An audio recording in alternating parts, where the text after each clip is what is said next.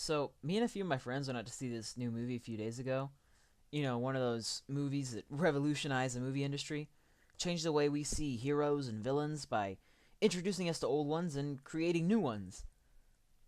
And I think it's pretty obvious. I'm talking about Inside Out. Nah, I'm kidding.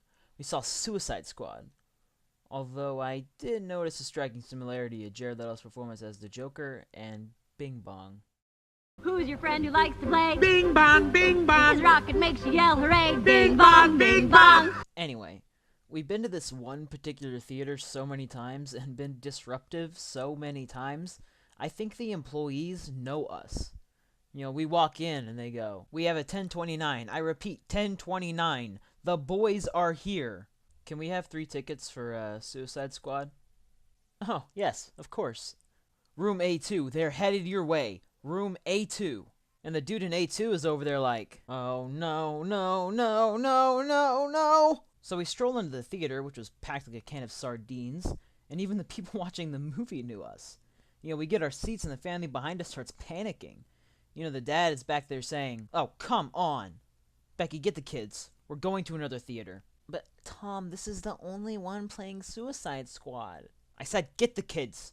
We'll go watch Bad Moms or something. I'm not watching this movie with the boys." "I don't want to leave, Dad." "I didn't ask, Tristan. You want to go back to fat camp?" "No." "Then you'll shut your daggone mouth. Come on, Becky, we are leaving." Speaking of Bad Moms, I left a few minutes before the movie started to get some refreshments. And when I came back, just out of nowhere, there was this line of about 25 80-year-old ladies in line to see Bad Moms. Probably one of the funnier things of the night. So our movie starts, and I think I missed about the first 30 seconds because I was so just intrigued by the Bad Moms line. But as soon as I entered, we jumped right into the police brutality. And I will not stand for it. Under no circumstances is that okay.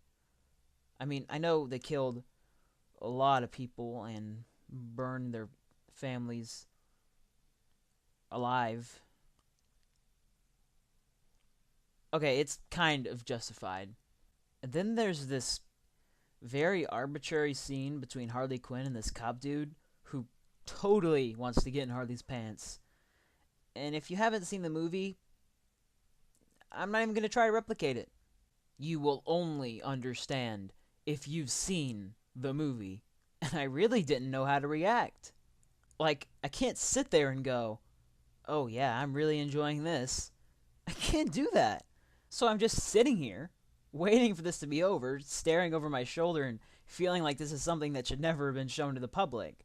Speaking of which, there were so many scenes in this movie that were really unnecessary, but at the same time, really necessary. For example, Seriously, the hell's wrong with you people? We're bad guys. It's what we do. excuse me. What? It is a good thing Tom left the theater because his wife and kids were there. They don't need to see that. Because I know Tom would have been into that. Because Tom is a freak. And so am I. What I'm saying is Harley Quinn is really hot, so as long as we got that out of the way, we can move on from there. Like, was that the part the directors had cut out for the auditions? Like, this actress strolls in and the creepo director's like, "Alright, if you could just bend over." Wait, what? You heard me. Okay. Oh, yeah. Oh. Okay, yeah. We'll call you back. Either way, it was a great casting. What? You know, I know Jared Leto had a rough time playing the Joker, simply because he was the successor to Heath Ledger. Which I understand. Taking on the Joker is a huge responsibility, and a lot of people say that Heath Ledger was the best Joker yet. But I disagree. I sure do love me some Jack Nicholson. Just that smile, man, gets me every time. Tell me he doesn't look like he belongs on his own box of cereal. But I was doing my research, and I found that pretty much every actor that played the Joker ever suffered some kind of trauma. Except Mark Hamill, but he just voiced the Clown Prince of Crime, so it doesn't really count. However, he did get in a really rough accident and mess up his face, so I guess that's kinda like the universe going, no, no, no, Mark, can't escape me. That was terrible of me to say, I apologize. You know, Hamill did take some tips from Leto with that whole method acting thing, but Mark, like the dummy he is, took the wrong character. I really am sorry. I got off topic. Jared did really good. I'd love to see him in his own movie. That's all I wanted to say. Let's just move on. Jesus. So, before they set these baddies out in the world, they create this genius way to keep them under control. Bombs. If you haven't seen the movie or were sleeping the whole time for some reason, these bombs are implemented in their neck to keep them under control. And yes, they exist. R.I.P. Slipknot. I don't know what you were really planning to do the rest of the movie if you survived. I mean, your superpower is ropes. I feel like they were building this team of bad guys, right? And the government dude goes, oh, huh. What's this Slipknot character for, huh? Well, in order to keep them under control, yeah, we had these bombs put in the neck. Okay. And then we're gonna use Slipknot just to explode him. Oh, huh. To show we mean business. Well, that makes sense to me. But on another topic about the bombs, they keep track of them on this little touchscreen iPhone 4. Like, what happens if you just tap it accidentally? Like, you're walking along, and all of a sudden you trip over a rock, and bada bing bada boom, there goes Captain Boomerang.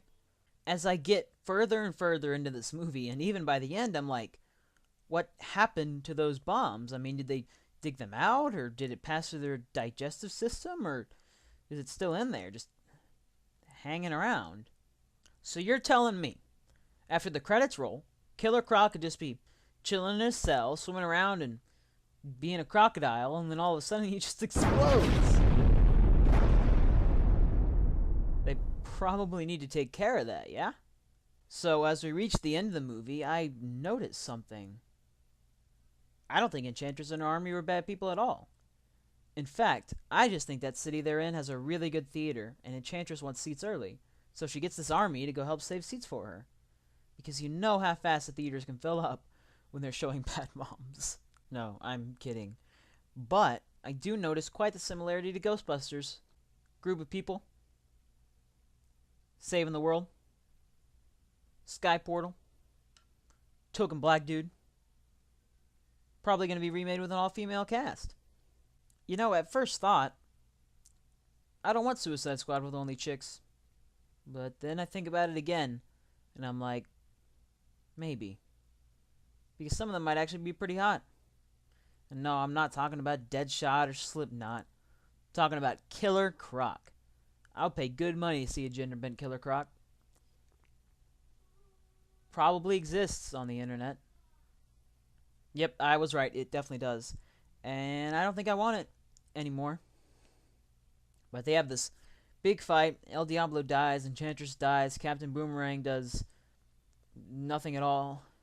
He's honestly the Aquaman of the Suicide Squad. But he's funny, so we needed him, I guess. Oh, and did I say Enchantress died? I totally lied. She's alive. Crazy, right? Then Oprah Winfrey shows back up again, and after they finish saving the world, she puts them all back in jail. Happy ending, right? No, not at all. Until our boy the Joker shows up, and he rescues... get ready for it! Harley Quinn. But to be fair, did you really expect anything less? Like, the Joker breaks into this place, right? He saves Deadshot, and then he leaves. Doesn't make any sense. So, of course, he's gonna save Harley. But the worst part is, they don't even save the others. I mean, a few hours ago, right? She rips out Enchantress's heart to protect these people she calls her friends. Then Joker shows up and she's like, alright, let's go, Puddin'. And that's it. It's over.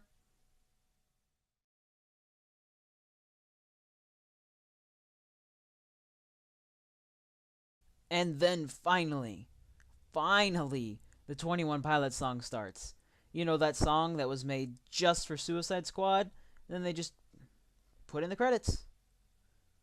What a waste.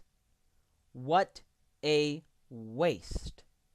And then people start to get up and they leave the theater. What are you, stupid? Have you ever even seen any superhero movie ever?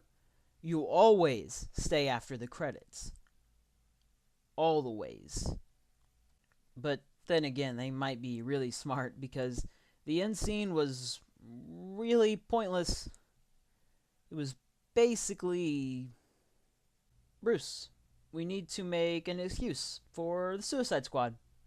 Oh yeah, of course. We don't want the public finding out or anything. I need you to build a team. Kind of exactly what I did, but better. Because I'm apparently really bad at this. I'll make sure to not put bombs in their heads. That's much appreciated. Well, I gotta get back to work. Maybe you should stop working night shifts. Justice League, coming in like 7 years. And end. That's it. We all went home. And I was actually really pleased with the movie. I was. I actually really enjoyed it. There were so many characters in this movie that I honestly didn't even know existed in the DC universe until this movie. It really kept me on my seat, and I'm so glad I got to see it in theaters. And while I was pretty happy with my investment, I think it would have been better if I'd used that money to watch Bad Moms.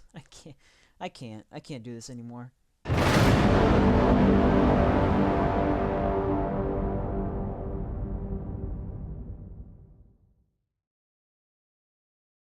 Have you seen Suicide Squad? If you have, let me know in the comment box what you thought of it, and leave your answer to this question. Would you engage in a romantic relationship with a gender-bent Killer Croc? Let me know, I'm really curious. I wanted to leave you with my favorite part of this movie, but I couldn't find the clip, so I'll just have to reenact it. Use your imagination and pretend there's fire everywhere.